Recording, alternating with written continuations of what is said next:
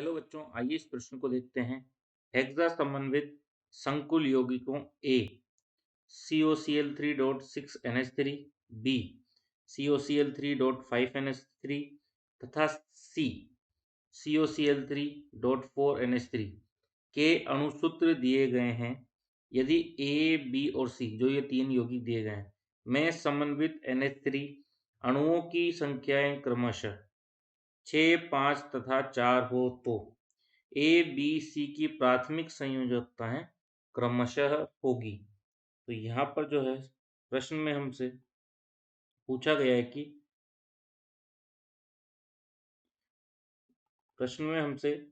ये पूछा गया है कि ए, बी, सी जो हमारे संकुल यौगिक दिए गए उनकी प्राथमिक संयोजकताएं क्या होगी। तो हमारे जो मुख्य उदाहरण है प्रश्न की वो क्या है कि संकुल की प्राथमिक संयोजकता हमें बतानी है। ठीक है, संयोजकता हमें बतानी है। अब यहाँ पे हमें क्या दिया गया है, हेक्सा समन्वित संकुल।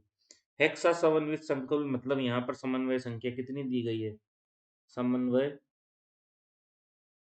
संख्या कितनी दी गई है, 6 दी गई है। ये दो चीजें हमें यहाँ पर दी गई है और प्राथमिक संयोजकता हमसे पूछ रहा है यहाँ पर। तो यदि अब देखो कैसे प्राथमिक संयोजकता निकालने के लिए यदि हम क्या करें, संकुल की संरचना या सूत्र लिख दो या संरचना लिख दो, एक ही बात है।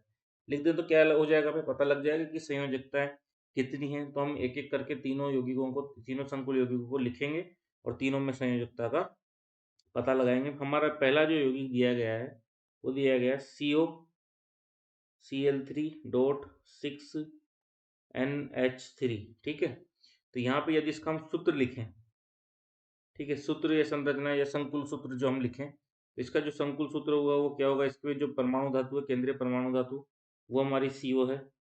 ठीक है, उसके बाद हमारे इसमें जो लिगेंड है वो क्या है, NH3 है। लिगेंड क्या है हमारे, NH3। ठीक है, NH3 हमारा लिगेंड है।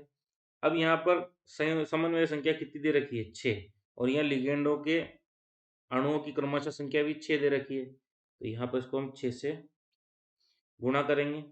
ठीक है, ये हमारा हो गया संकुल, और जो Cl3 जो है हमारा वो चला जाएगा बाहर। Cl3 को हम क्या लिख देंगे, बाहर लिख देंगे। तो वहां पर पूछ रहा है संयोजकता क्या होगी।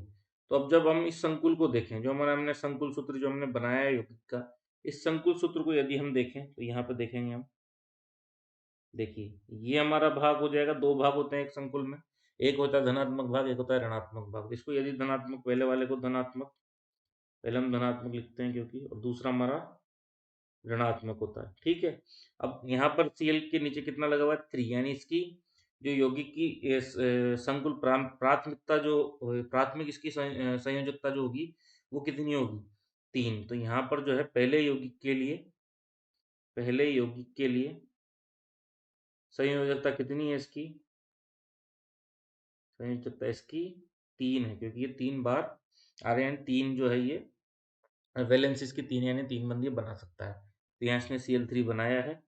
ठीक है, तो यहाँ पे संयोजकता प्राथमिक इसकी हो जाएगी 3। इसी प्रकार हम सभी की प्राथमिक संयोजकता निकालेंगे। हमारा जो बी यौगिक दिया गया है वो दिया है COCl3.5NH3। बी यौगिक जो हमारा दिया गया है वो दिया गया है COCl3.5NH3। अब यहाँ पर हम समझेंगे, यहाँ पे जो हमारा सूत्र संकुल सूत्र जो हम लिखेंगे वो इस प्रकार होगा कि सबसे पहले तो केंद्रीय धातु, तो केंद्रीय धातु CO है, लिख लिया। ठीक है, लिगेंड हमारा NH3 है, NH3, और यहाँ पर कितने NH3 दिए गए हैं, 5 NH3 दिए गए हैं। यहाँ पे कितने NH3 दिए गए हैं, 5। परंतु हमसे प्रश्न में पहले ही बोला गया कि हेक्सा समन्वित संकुल। तो हेक्सा समन्वित संकुल मतलब समन्वय संख्या कितनी है हमारे पास, 6 होनी चाहिए। यहाँ पर समन्वय संख्या कितनी आ रही है, 5 ही आ रही है। देखो ये NH3 के नीचे 5 ही आ रही है। तो हमें तो चाहिए 6 होनी चाहिए, क्योंकि प्रश्न बोला गया है।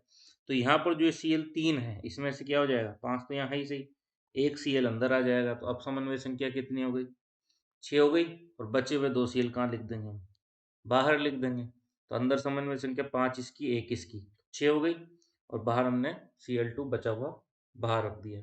तो बाहर Cl2 यानी इसके धनात्मक पार्ट और ऋणात्मक पार्ट को यदि हम देखें तो यहाँ पर जो है संकुल में जो हमारी संकुल की संयोजकता है, तो यहाँ पर संयोजकता कितनी है, यहाँ पर हमारी संयोजकता कितनी आ जाएगी, Cl कितने हैं, 2 है, तो 2 संयोजकता यहाँ पर हमारी होगी, यानी 2 बंद ये बना सकता है, इसकी वैलेंसी 2 है।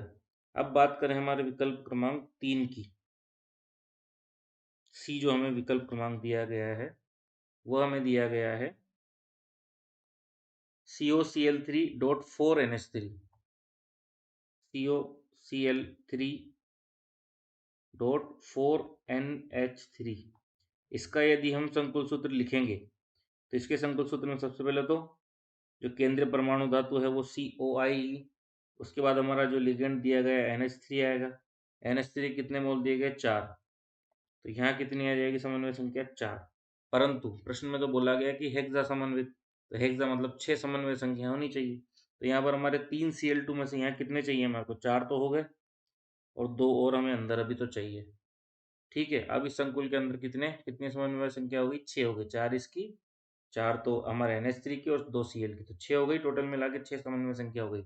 अब 3 Cl में से 2 तो यहाँ ले लिए, एक बाहर बचा, तो अब ये जो पूरा यौगिक है वो कितने समन्वय संख्या, इसकी संयोजकता कितनी होगी, प्राथमिक संयोजकता इसकी जो होगी, इसकी संयोजकता कितने Cl जुड़ रहे हैं इसके साथ, 1 Cl, यानी समन्वय संख्या कितनी है इसकी, 1 है।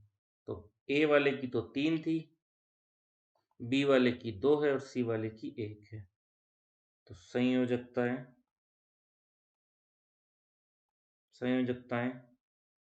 क्रमशः क्या आ रही है हमारी, 3,2,1 हमारी आ रही है, तो 3,2,1 हमारा सही उत्तर होगा। तो ये कौन से विकल्प में हमारा आ रहा है, हमारे विकल्प क्रमांक 2 में आ रहा है 3,2,1, तो विकल्प बी हमारा सही विकल्प है। आशा करता हूँ प्रश्न आपको अच्छे समझ आ गया होगा। धन्यवाद।